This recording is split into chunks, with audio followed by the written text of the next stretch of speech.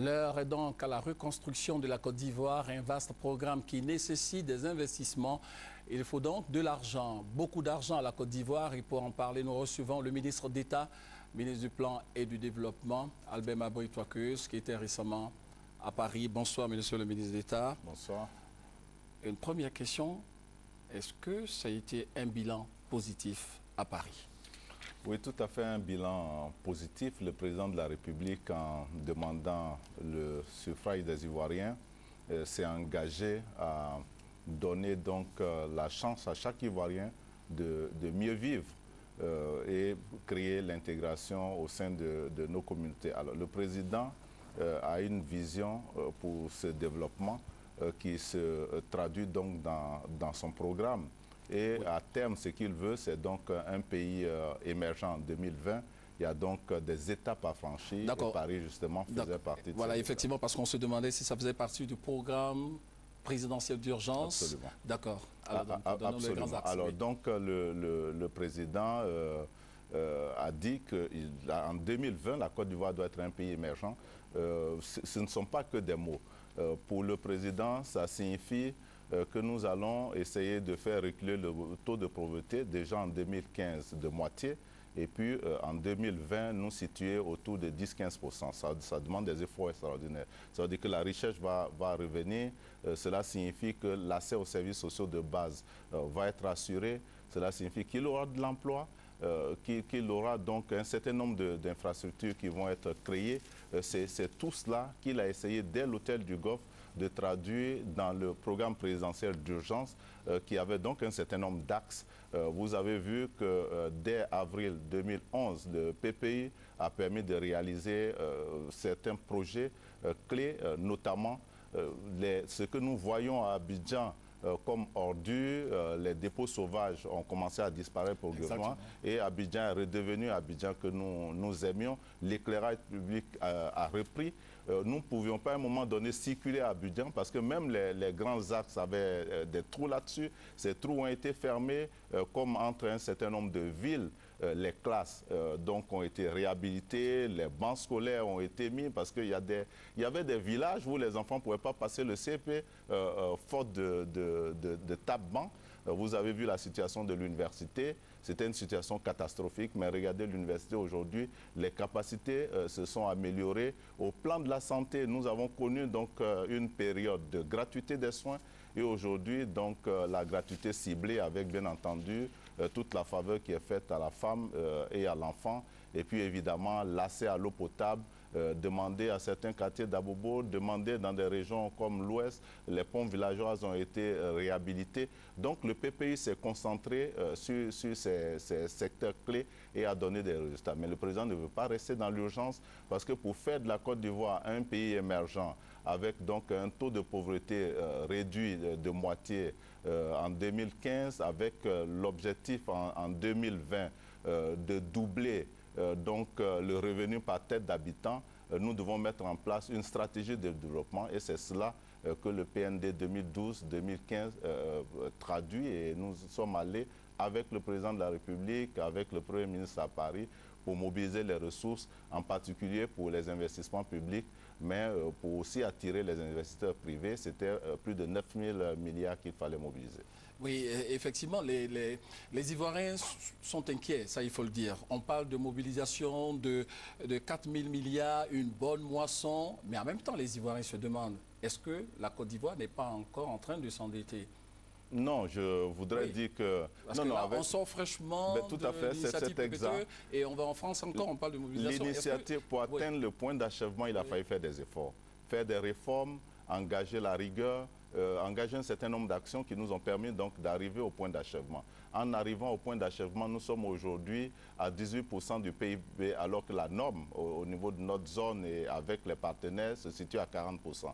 Ça veut dire que nous sommes à 22 points en dessous du niveau acceptable d'endettement pour nous. Ça ne signifie pas que le président souhaite réendetter la Côte d'Ivoire ou augmenter ce taux, mais ça signifie que étant donc sous programme jusqu'en 2013 avec les partenaires, nous serons prudents. D'ailleurs, c'est pour cela que tout ce qui concerne les investissements privés et même une partie de l'investissement public, l'option du partenariat public-privé, les conventions de concession sont faites de sorte que la pression ne soit pas sur l'État. Je voudrais dire... Oui, mais c'est que ces actions ne sont pas des dons.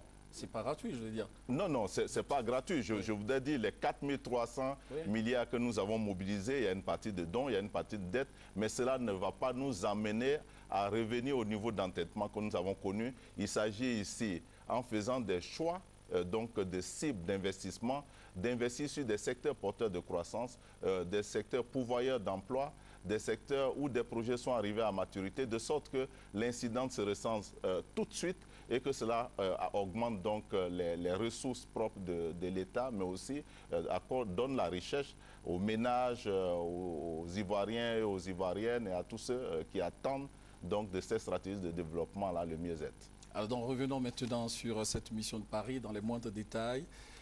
Alors, peut-être pas trop de détails, mais parce que c'est surtout sur ce que ça va apporter aux Ivoiriens que je voudrais dire. Nous sommes allés donc rechercher 2017 milliards pour les investissements publics et un peu plus de 5 000 milliards pour tout ce qui est investissement privé. Nous avons récolté donc 4 300 milliards pour les investissements publics et cela, c'est hors ressources intérieures. Ça signifie que lorsqu'on ajoutera les ressources intérieures, nous allons pratiquement doubler nos possibilités au niveau des investissements publics. Ce qui va permettre donc à la Côte d'Ivoire de consacrer des ressources aux secteurs sociaux, aux secteurs qui vont apporter l'emploi. Le président, dans ce cadre-là, nous a donné l'instruction de revoir le programme d'investissement public parce que des ressources sont encore disponibles. Et il a demandé que le budget 2013 soit donc revu. Il y aura un collectif budgétaire dès le mois de mars prochain. Ces ressources vont donc être consacrées à tout ce qui permet donc aux Ivoiriens et aux Ivoiriennes de mieux vivre. Donc, en termes de classe, nous avions prévu donc au programme d'investissement plus de 450 établissements sanitaires de premier contact. Cela signifie que nous aurons 250 centres de santé à l'intérieur du pays et 200 à Abidjan, dans les centres urbains plutôt. Mais le Premier ministre a donné des instructions pour qu'à court terme, nous puissions avoir 50 établissements à base communautaire à Abidjan. Nous avons prévu un certain nombre d'établissements, 3600 classes primaires, mais près de 100 établissements secondaires, dont 43 de proximité. Ça signifie que dans les 3 prochaines années, dans les quartiers d'Abidjan, chacun aura son centre de santé, chacun aura son école primaire et si possible, chacun aura son établissement secondaire. Mais vous savez bien, vous savez que les efforts qui ont été faits pour le recrutement au niveau du primaire, mais également au niveau du secondaire, cet effort va se poursuivre pour que nous ayons le personnel. Ça signifie que ça va créer l'emploi au niveau de l'éducation nationale et de la santé. Mais tous les projets qui ont été ciblés sont des projets pourvoyeurs d'emploi. Je voudrais vous dire que le PNB, sur les bases qui ont été prévues, si nous réussissons à mettre en œuvre le PNB, c'est 700 000 emplois qui sont créés, sans compter le secteur informel. Si nous réorganisons le secteur informel, nous allons dépasser les prévisions d'1 million d'emplois que le président de la République a promis aux Ivoiriens, en particulier aux jeunes qui attendent d'avoir quelquefois leur premier emploi. Et l'une des préoccupations, monsieur le ministre des Ivoiriens, il faut le dire, c'est franchement la sécurité, la tranquillité. Vous savez qu'il y avait des priorités qui ont été définies dans le cadre du PND, qui sont les priorités du président de la République dès le début. La paix et la sécurité, ensuite la réconciliation et puis enfin la reconstruction. Il y a des efforts énormes qui ont été faits pour le redéploiement donc, de l'administration, pour réhabiliter les commissariats, les brigades de gendarmerie. Et aujourd'hui, nous pouvons dire avec les élections au Ghana que nous pouvons maintenant avoir des autorités avec lesquelles les négociations vont reprendre pour que nous ayons des accords comme nous les avons avec le Libéria. Et le soutien de la CEDEAO, des Nations Unies, vont permettre d'avoir la tranquillité. Je voudrais dire que le président a pris en main ce dossier personnellement parce qu'il assure les fonctions de ministre de la Défense, mais mieux, le Conseil national de sécurité se réunit de manière hebdomadaire pour prendre des mesures précises. Et je voudrais vous dire que rien ne sera négligé pour que la paix et la sécurité reviennent. Et les efforts vont être faits également pour la réconciliation, parce que ce sont les conditions de réussite du PND, en plus de la question donc des réformes engagées au niveau de l'État. Et au niveau du suivi, qu'est-ce qui est prévu? Alors, au niveau du suivi, donc, le PND lui-même prévoit son mécanisme de suivi. Tout à fait. Et le mercredi prochain, après le Conseil des ministres qui aura lieu à Yamoussoukro, les organes de mise en œuvre vont être installés. Ce sont des organes qui vont permettre non seulement au gouvernement, mais à toutes les couches de voir ce qui est fait. Ça veut dire que nous ne voulons pas venir faire des discours, ce sera des actes qui vont être posés. Nous allons voir combien de villages sont connectés, combien de gens boivent l'eau potable, combien de pompes villageoises ont été réhabilitées ou montées, de sorte que nous puissions avoir des indicateurs de suivi. C'est pour ça que les organes de suivi prennent en compte la société civile, la chefferie coutumière, les religieux, le secteur privé, parce qu'un grand pan du PND également, c'est les investissements privés. Et nous avons eu à Paris 378 gros investisseurs qui sont venus à la deuxième journée, qui était le forum des investisseurs, et qui vont venir soutenir donc la relance de l'économie ivoirienne, et cela donne des chances donc d'emploi pour les jeunes de Côte d'Ivoire. Monsieur le ministre d'État, est-ce que la Côte d'Ivoire pourra un jour compter sur ses ressources internes? Oui, tout à fait. Je voudrais dire que les réformes qui sont engagées voudraient donner donc un peu plus d'efficacité et d'efficience à la mobilisation des ressources intérieures. Nous avons du potentiel. Nous continuons d'être un pays dont la production agricole aujourd'hui nous positionne en tête de pont, par exemple pour le cacao, le café et bien de matières premières. Vous allez voir que dans le PND, c'est 10 000 hectares.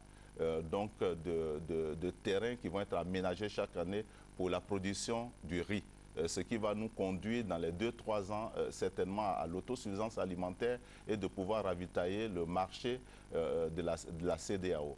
Nous avons aujourd'hui des ressources minières et des ressources pétrolières énormes que nous ne commençons qu'à exploiter. Vous avez vu le chemin de fer qui va être fait entre San Pedro et Mans, pour pouvoir exploiter toutes les richesses que nous avons dans l'Ouest, mais que nous avons aussi à la frontière avec le Libéria et la Guinée. Et je voudrais vous dire que si tout cela est fait, et si le président de la République réussit donc les réformes, et il n'y a pas de raison qu'on ne puisse pas le réussir, parce qu'il a aujourd'hui une équipe volontariste à ses côtés, les ressources intérieures vont nous permettre donc d'avancer.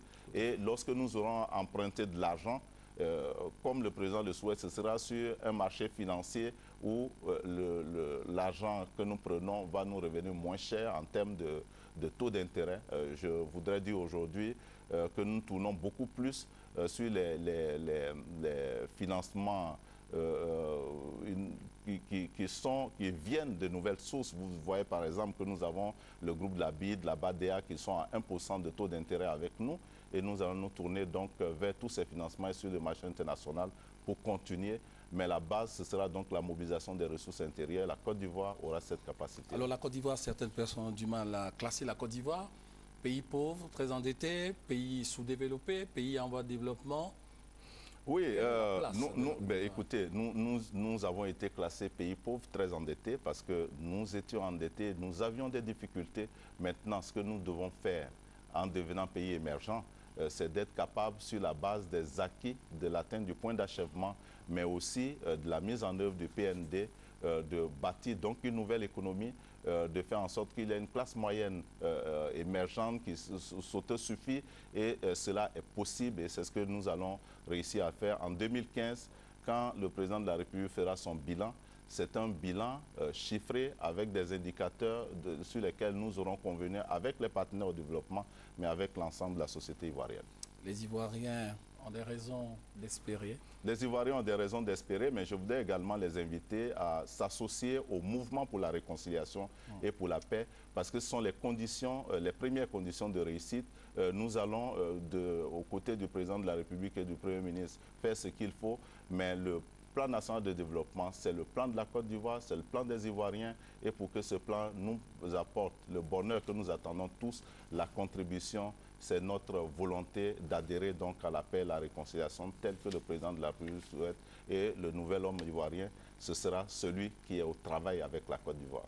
Merci le ministre d'État d'avoir accepté notre invitation. Merci beaucoup.